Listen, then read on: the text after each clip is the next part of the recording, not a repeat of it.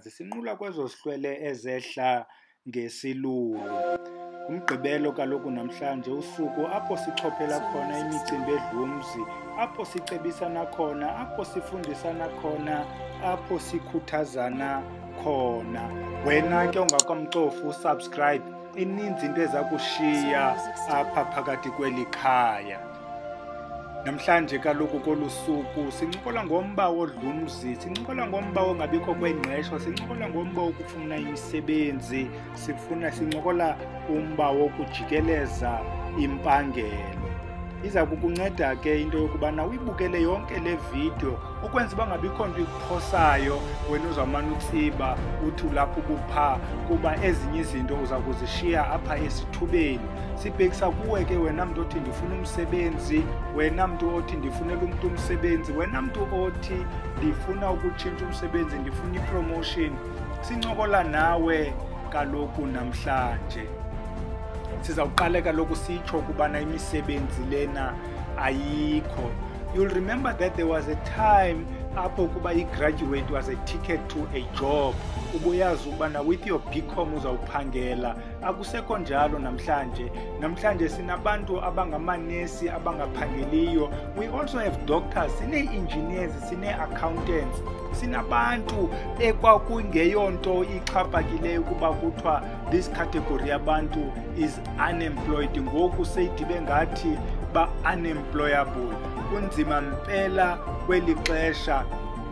Uthi wena mntu uzimeleyo wedwa, uthi xa ujonge yakho imeko ibe ngathi nguwe wedwa lo mntu usokolayo. Uzamva umntu ekhale sithi imisebenzi ye-expanded public works iyaphuma kule ndawo ndihlala kuyo, kodwa mna ndiyatsitywa. Kude ngelinye ixesha kuyothathwa umntu wenye indawo ngoku ndikhona. Athi omnye, abantu bayandithembisa ukundifunisa imisebenzi. Omnye athi mandimnike i-CV andifakele kule ndawo aphangela kuyo. Before you know it, abasabambi nezo calls ezi zisuka kum.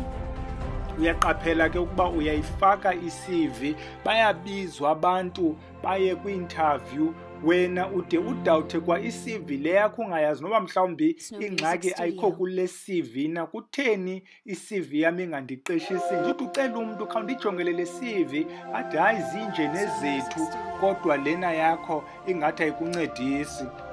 Omnye umntu aligqithe elo nqanaba le-CV abizwe kwi-interview. Uthi ngosolapha kwe-interview ubone uba abantu bandi-interviewayo are not interested in me, andicaceleki, andithandeki. Ugqibela ngoko besithi enkosi, do you have a question to ask? Don't call us, we'll call you. Uthi xa sewuthi uyalandela le ndawo yayithe iza kukufowunela uve kuthiwa abantu baqeshwa kule ndawo futhi sebephangela. Udikwe ke kufuna umsebenzi, uthi makhe ndizizamele ubuxhofana bokwenza amagwinya, mandizizamele ubuxhofana. Uthi ngoku sewuyiqala le nto ayihambeli ndawo, ukuba abantu bayangena loo mbinana imali awuyiboni. Uvele uzixelele nje ukuba nantsi into ihamba nam, nantsi into ifuna ndingaphangeli. Akukho nto izawuba wesi ke kuwe uyi-graduate ukufumanisa ukuba kwayi-experiential learning le awubizwa for yona, ubizwa kwii-learnerships. Ubizwa abantu who are less qualified than wena. Abanye bapase kakubi, abanye bapase mva kunawe, baya kwii-learnerships and bayaprogressa. Omnye aphume kule learnership angene kwenye, omnye ayishiye phakathi nale bekuyo kube qonda uba nantsi engathi bhetere and bayamthatha. Uzibuza uba njani umntu ethi kwi-learnership program azitshintsha-tshintshe kodwa wena kunzima. Uthi noba sewuyile kulo we-contract ye-3 months, ivele lena yakho i-contract ingarenyuwishwa, zibe ezabanye ziqhubeka urenyuwishwa. Ufumanisa uba iyabanda kwale nto yenza uba i-contract ingarenyuwishwa. Ngelinye ixesha uyeva uba kuthi imisebenzi le ifuna i-bribery, kufuneka udibane nomntu, ifuna ii-connections. Uthi ngoku sewuyifumene loo nto, loo connection sewunceda ukuthiwa nanku ubani uyaqesha, ngubhele ufuna ukhupha imali ethile, nguye ongathi uphambili. Uthi sewufikile kuye umbone uba akanamdla nguwe, akazimiselanga kukunceda. Nantsi into mawuyiqaphele, nantsi into omawuyazi. umsebenzi kufuneka ukuwufuna ibe ngumsebenzi wakho.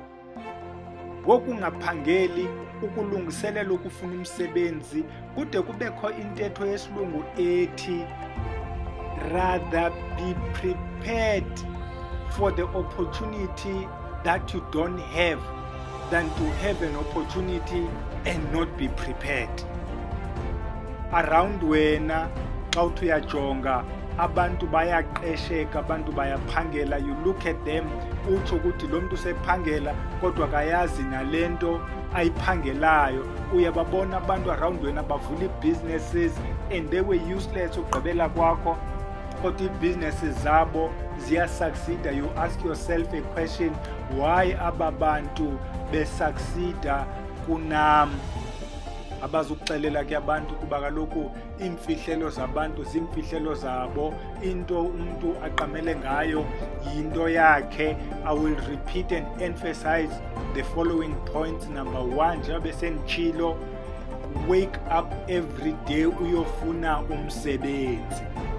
Sukujikeleza ilanga ekhaya, sukuhlala ethaveni, sukuhlala nesigqubu sabantu ababonayo ukuba aba abasenawo umdla wokufuna umsebenzi. Sukuhlala ekhawutshini ubukela i-TV imini yonke.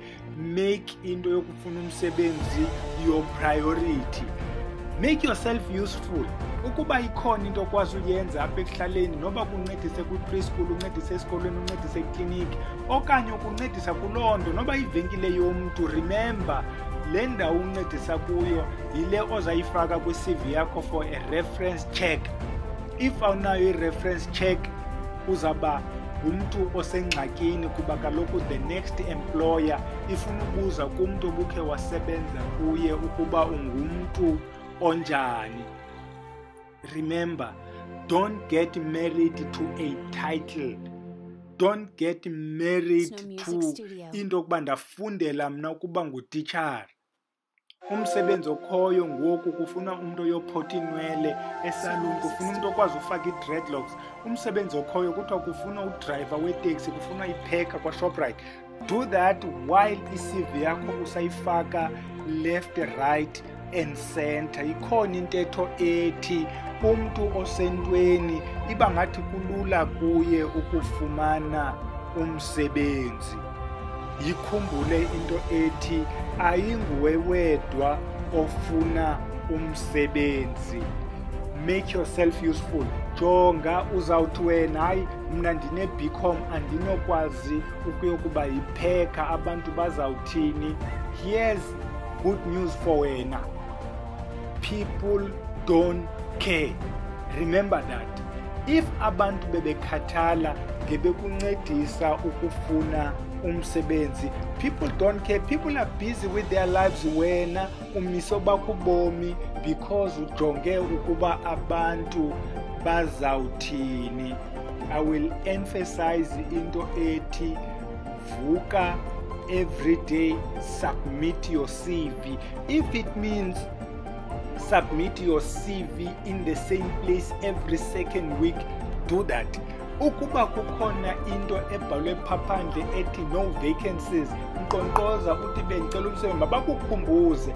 Keep doing that until uqheleke, until waziwe. Next time bezawuba ne-vacancy, they will remember ukuba ukhona lo mntu uquqapha yonke le mihla. Remember, bazawukwazi wena kunaba bantu abajikwa liphetshana. Mhlawumbi laa nto ithi no vacancies yayibhalwe ngoko, balibala ukuyisusa. Keep pushing mntanebhele until something ijike ijonge ngakuwe ibe into enhle.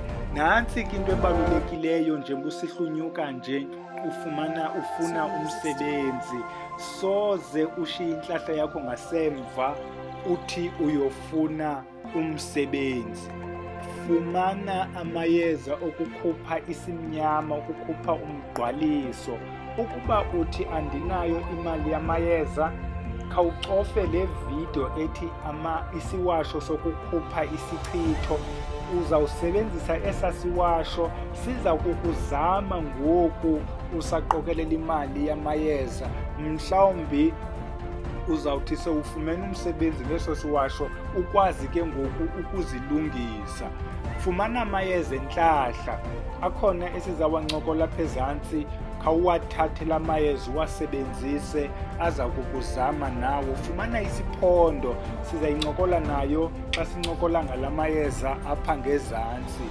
Ukuba kukho into ekuthiwa iya kulandela, mhlawumbi wakwahlolwa kwathiwa ulandelwa yimpundu, ulandelwa sisithunzela, ulandelwa ngumamlambo nenyoka ehamba nawo nesi sithinzi, kukwesi sithunzela, kwesi siboko sikukhaphayo. Remember, le nto kukhokela yona, abantu babona yona, yiloo nto ungathandeki, yiloo nto ungancedakali. Soze ke ufumane umsebenzi sekhona le nto yisuse. Ukuba kwakhe kwathiwa ikhona into ebophileyo phayana ekhaya, nayo iza kuvalela laa nto phayana ekhaya, kuba kaloku ivalela izinto zabantu belaa khaya. Qiniseka ukuba awunayo ingxaki ekuvaleleyo naphayana ekhaya. Here's another big one.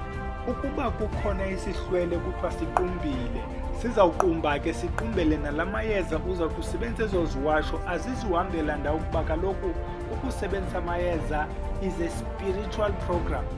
Ifuna abantu abanezihlwele. Ukuba isihlwele sakho asikuncedisi, noba sinye, zawuthi ezinye zifuna ukuncedisa, sizawukwala esi. Make sure ukubana akukho sihlwele sikuqumbeleyo. Ukuba uthi usenengxaki yokuhoya abantu bakokwenu, khawusifowunele sikucebise, kuba ezinye zezi zinto azifuni ukuba usile, azifuni ukuba uxhele gusha, ziyathethelwa mntanebhele. Khawusikhangele. Nazi ezinye izinto ezincinci ekufanele kuba uziqaphele. If wawukhe waphangela, noba uqhuba itroli, abantu bakokwenu bathi sasikunikile umsebenzi zange usihoye, khawuthi xa uncokola nomntu wamayeza uyichaze nayo loo nto ukwenzela ukuba niyilungise. Ukuba uyaphangela ufuna umsebenzi ongcono, qwalasela zonke izinto besesincokole ngazo zezimnyama, kuba soze ufumane promotion, uzawutsitywa ude ungabhatalwa nezi ziza kuwe imali. Kubekho iimali zakho ekuthi abanye abantu bazifumene, wena awuzifumenanga, kuba kaloku sithe ifumana, okanye amanzi engxangxaso, okanye umlambo obalekayo. Uthethe namaweni, ucele umsebenzi, ucele uxolo kwizinto efanuba uyazingxengxezela, uthembise. Ungakulingeke uthembise uxoka, into oyithembisileyo uze uyenze. Masiqesheke ke bantwana begazi, masiqesheke kaloku bantwana bendlu emnyama. Okwakaloku nje kulo mgqibelo sithi masiyeke nalena ilale, ze sidibane kumgqibelo olandelayo, apho sizawube sichophele khona omnye wemicimbi ekumila kunje. Akube chosi ke kubele, kube kuhle phakathi kwendlu kalanga. Camagu.